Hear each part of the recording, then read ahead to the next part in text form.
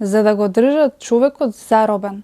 Значи мрежата и идејата на самата темнина е да можам да направам мрежа. Еве истото ќе ви дадам мала споредба.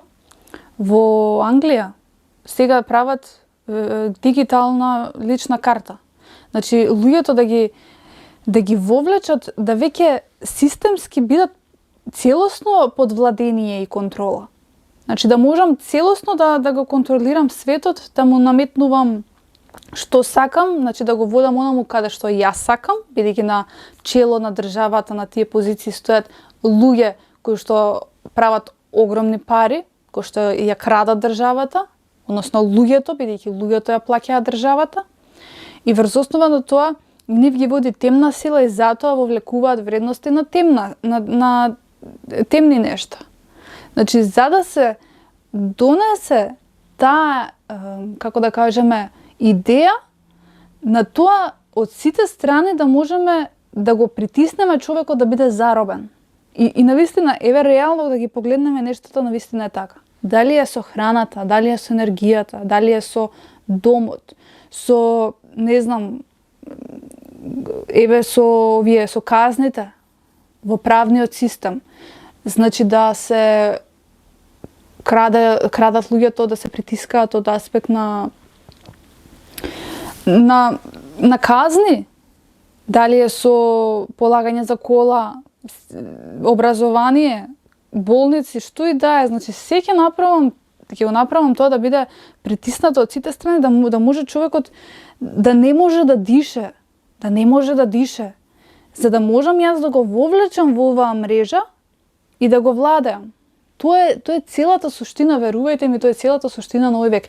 Се дека човекот не се разбуди. И кога може да се разбуди? Кога ќе се рече, па чекај малце, значи ова е нешто што е духовно промислено, без разлика дали е одреден поединец или некоја си духовна сила, еве дали верували или не, ако верувате во таа духовна сила, ако не верувате, еве да речеме дека е од човек наметнато тој систем.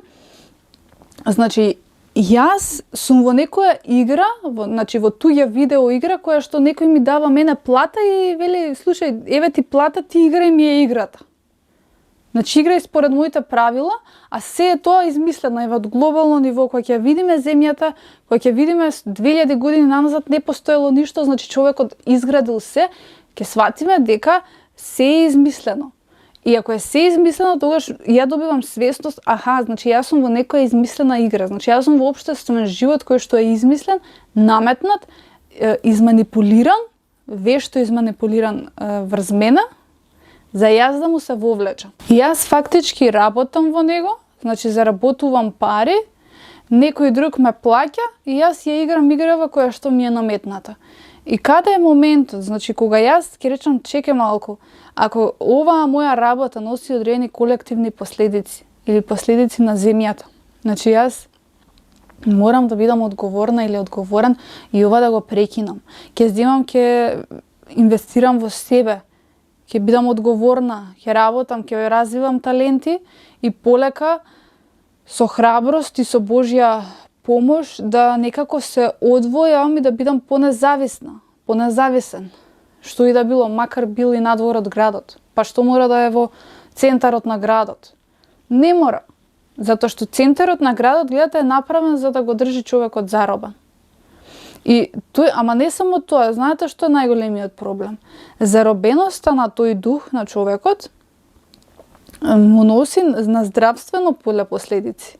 Значи, го поддржувам, го живеам ова, премолчувам, се правам многу паметен и молчам и си го терам мојот живот, ама сето тоа духовно, затоа што сум наклонет на темната сила, мене душата ми е оддалечена од Бога, од светлината и на долг рок, значи ние моментално во сегашниот момент, она што го зборев на почетокот, да јас го живеам ова. Во сегашниот момент ништо не ми е. Значи, окей ми е, секој ден си фурам, си одам си шопингувам, ќе си отидам на кафе, пауза, ќе си тераат месеци, години. И тоа трае и ние мислиме дека ништо не се случува. И точно, навистина не се случува ништо, ама еден ден ќе се случи. Доаѓаат, значи, несреќи, собраќајки, поготово еве јас ќе го кажам ова, значи запамтете го. Несреќи значи најмногу кармата доаѓа во односите. Нема да ни дојде соодветен партнер, нема да имаме хармоничен брак, нема да имаме хармонични односи со децата. Или децата на некој начин директно или индиректно ќе страдаат.